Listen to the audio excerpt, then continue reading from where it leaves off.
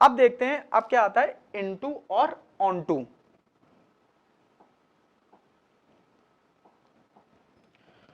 अगर हम लोग फंक्शन की बात करें, मैं यहाँ एक ट्री डायग्राम टाइप बनाए दे रहा हूं। तो सबसे पहले क्या आता है 1 1 और दूसरा क्या होता है मैनी 1, ठीक है। फिर इन दोनों से क्या होता है, एक आ जाता है इनटू और एक हो जाता है ऑनटू, ठीक है। मतलब यहां से क्या होगा 1 1 इंटू 1 1 ऑनटू और यहां से मैनी 1 इंटू मैनी 1 ऑनटू। तो 1 1 और मैनी 1 तो खत्म हो गया है। अब हम लोग देखते हैं इनटू और ऑनटू फंक्शन क्या होता है, ठीक है। इसको हम लोग मोटा मोटा बोल सकते हैं ऑनटू कब होता है, जब कोडोमेन रेंज के इक्वल हो जाए। इनटू कब होता है, जब कोडोमेन रेंज के इक्वल ना हो। मतलब इसमें क्या है, जो सह प्रांत है वो परिसर के इक्वल ना हो। इसमें क्या है, जो सह प्रांत है वो परिसर के इक्वल हो जाए। अब इसका मतलब क्या चीज हुआ, ये आपने बता तो दिया है बट इसका मतलब क्या हो गया। तो देखो भाई मेरे मतलब ये चीज हुआ है कि जैसे मैंने इसका कोई एग्जांपल दिया 1 2 3 4, ठीक है, ए बी सी डी, ठीक है। और इसका कोई एग्जांपल दिया, सेम ही एलिमेंट लेते हैं 1 2 3 4 और ए बी सी डी, ठीक है। इसमें क्या कोडोमेन रेंज के इक्वल ना हो। कोडोमेन, अच्छा अब हम लोगों को ये तो पता ही है कि जो सेट बी है उसी से हमारा कोडोमेन भी आता है, मतलब सहप्रांत, और उसी से हमारा रेंज भी आता है। तो वो उसके इक्वल ना हो। इक्वल ना होने का मतलब क्या है कि उसमें कुछ एलिमेंट छूट गए हैं। और इक्वल होने का मतलब है जब सारे ही एलिमेंट मैप्ड हैं तो जो कोडोमेन होगी वही तो रेंज होगी ना मेरे भाई। तो अब इसमें क्या है, मैंने 1 को इससे कर दिया, 2 को इससे कर दिया, 3 को इससे कर दिया, 4 को इससे कर दिया। अब इसमें देखिए एक एलिमेंट हमारा जो है वो एक एलिमेंट हमारा छूट गया है। छूट गया है कौन सा, डी। यहाँ पे ये ध्यान रखिएगा ये फंक्शन है क्योंकि सेट ए के सारे ही मैप्ड हैं, ठीक है। तो इसको एकदम दिमाग में एकदम कंठस्थ कर लीजिएगा, ठीक है। तो अब आ जाते हैं इस पे। तो देखिए इसमें जो हमारी ये सह प्रांत आता है, इससे सह प्रांत की बात करें, सह प्रांत बोले तो कोडोमेन। सह प्रांत हमारा सेट बी हो गया और हमारा परिसर ये कोडोमेन है, ये रेंज है। परिसर हमारा क्या आ जाएगा ए बी सी। इसको हम लोग सेट बी नहीं लिख सकते हैं, क्यों, क्योंकि इसमें डी हमारा छूट गया है। इसमें आ जाओ, इसको मैं ए माना बी माना, सबको मैप्ड कर दिया। अब अगर मैं इसमें बोलूं कि कोडोमेन क्या होगा, तब भी हमारा सेट बी होगा, और रेंज क्या होगा, तब भी हमारा सेट बी ही होगा, क्योंकि इसमें कोई भी एलिमेंट छूटा नहीं है। सो आई होप कि आप लोगों को बहुत अच्छे समझ में आया होगा। मैंने बहुत ही इजी भाषा में करके समझाया है ताकि आप लोगों का अच्छे से रिवीजन हो पाए। और इधर तुम लोग भी ध्यान देते रहो, जो पूछना है भी बाद में पूछना, ठीक है। समझ में आ गया। अब चलिए आते हैं आगे। ओहो, अब तो हमारे क्वेश्चंस आ गए, तो क्वेश्चन करने की बारी आ गई। क्या बोल रहा है, द फंक्शन। अब इसमें देखिए इसका बहुत तो महत्व है। इसका महत्व क्या है, इसका महत्व यही है कि डोमेन भी आपका ये है और रेंज भी आपका ये है। मतलब कोडोमेन और रेंज दोनों हमारा एन टू एन ही है, मतलब प्राकृतिक संख्याएं ही हैं, नेचुरल नंबर ही हैं। तो देखिए ये क्या डिफाइन कर रहा है, फंक्शन हमारा ये है। मेन हमको फंक्शन से मतलब होता है, और फंक्शन हमारा क्या है 2x। अब इसको आप चाहिए तो हम लोग ने जो इक्वेशन वाला सीखा है इक्वेशन से ही कर सकते हैं। इक्वेशन से कैसे, मैंने x1 ले लिया 2x1 और x2 ले लिया 2x2।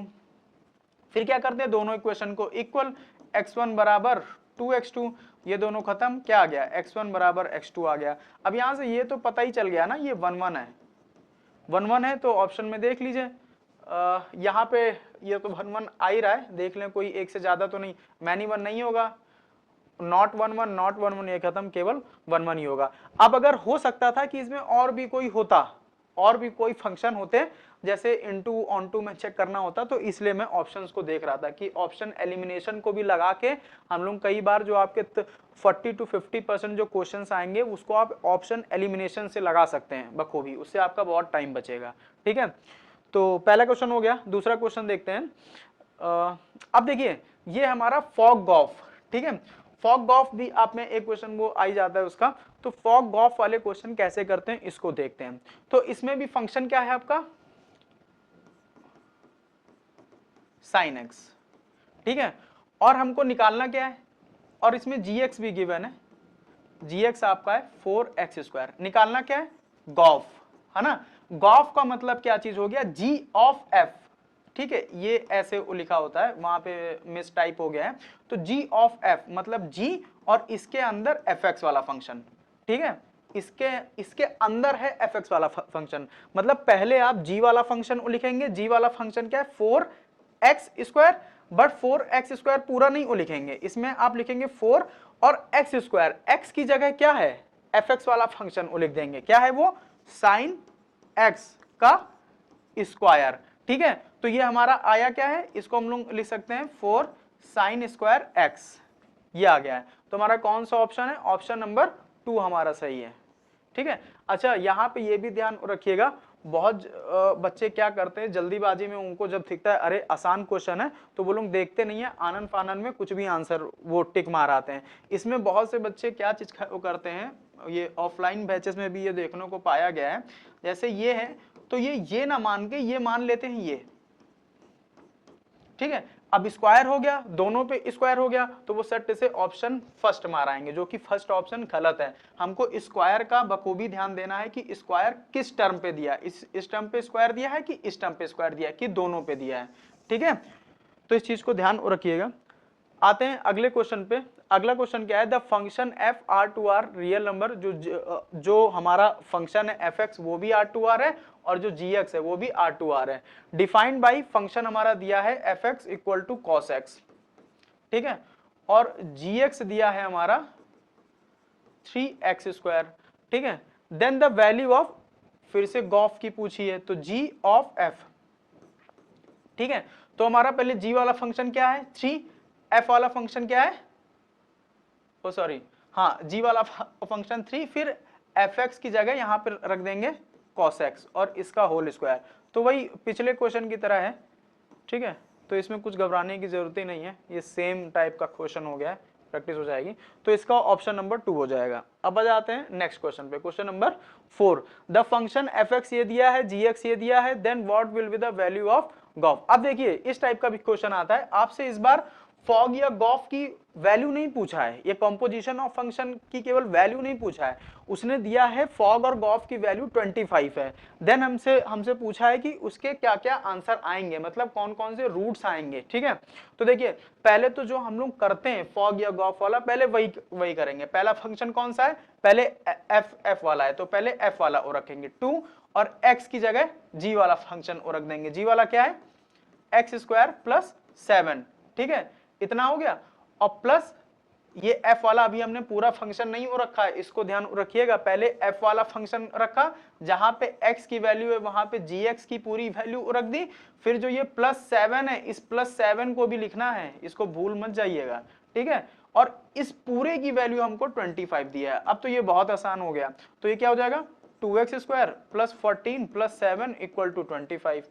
या फिर इसको सॉल्व करें तो 2x² ये कितना 21, ये उधर चला जाएगा, तो 25 - 21 ये कितना आता है, 25 - 21 4, और x² = 4, ये 2 डिवाइड में आ गया, तो 2 से 2 कैंसिल आउट, तो x की वैल्यू क्या आ गई √2, ठीक है।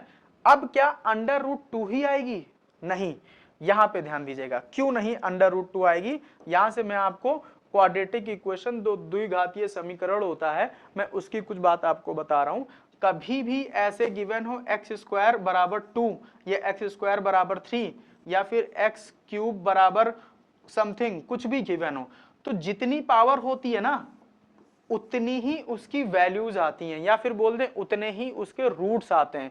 तो यहाँ पे वैल्यू क्या है 2, तो इसके 2 रूट्स आएंगे। यहाँ जो भी वैल्यू गिवन होगी या फिर जो भी होगा तो उसके 3 रूट्स आएंगे, जितनी पावर होगी उतने ही रूट्स आएंगे। तब जब यहाँ 2 रूट्स आएंगे तो इसका मतलब क्या हो गया कि जो x² की वैल्यू है ये 2 है, तो x की वैल्यू √2 प्लस माइनस करने पे आएगी, ठीक है। इसका मतलब क्या हुआ, देखिए √2 का स्क्वायर करेंगे तब भी 2 आएगा, और -√2 का स्क्वायर करेंगे तब भी 2 आएगा, इसलिए इसके कितने रूट्स आएंगे, प्लस माइनस रूट 2, मतलब 2 रूट्स आ गए। तो 2 रूट्स हमारा कौन से इक्वेशन में गिवन है, ऑप्शन नंबर ए, ये आपका ऑप्शन नंबर ए सही हो जाएगा। अब देखते हैं fifth number question. Fifth number question क्या दिया है, अब इसकी रेंज पूछी है, ठीक है।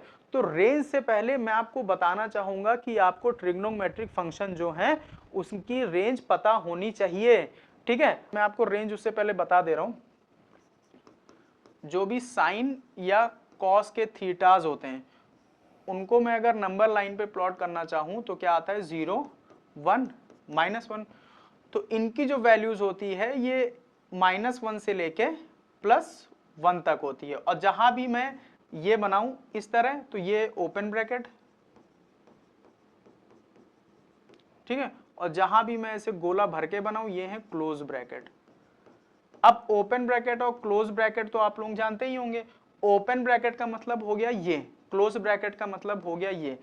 ओपन ब्रैकेट में क्या होता है, जो यहाँ वैल्यूज होती हैं वो कंसीडर नहीं की जाती हैं, और जो यहाँ क्लोज में होती हैं वो यहाँ जो वैल्यूज होती हैं उसको कंसीडर की जाती हैं। मतलब अगर मैं कोई आपको दे दूं, ऐसे लिखा है 1 से लेके 2 तक, ये क्लोज ब्रैकेट, तो मतलब 1 और 2 भी कंसीडर्ड होगा और इसके बीच की जो वैल्यूज होंगी 1.01 1.1 1.2 ये सब भी कंसीडर्ड होंगी। बट अगर मैं ये लिख दूं 1 से लेके 2 तक ओपन ब्रैकेट, तो इसमें 1 और 2 कंसीडर्ड नहीं होगा और इसके बीच की सारी वैल्यूज कंसीडर्ड होंगी, ठीक है। तो ये आई होप आपको समझ में आया होगा।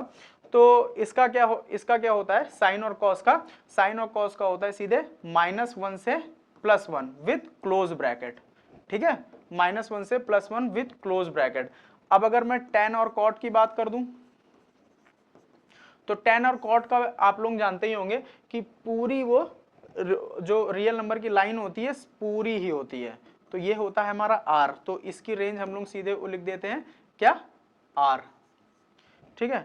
अब नेक्स्ट क्या आता है हमारा, क्या बचा, sec और cosec। sec और cosec का क्या होता है, देखिएगा 0 -1 और 1।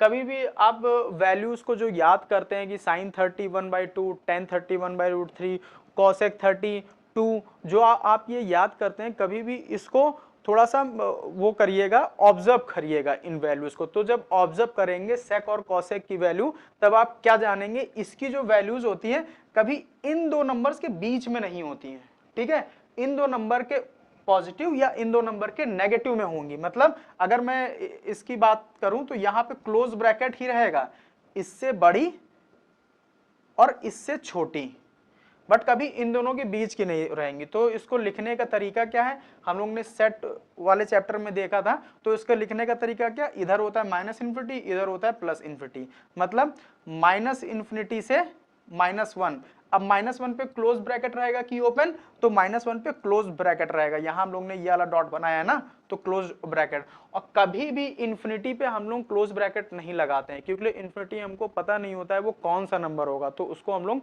बांध के नहीं रख सकते हैं। तो इन्फिनिटी पे ऑलवेज भी ओपन ब्रैकेट।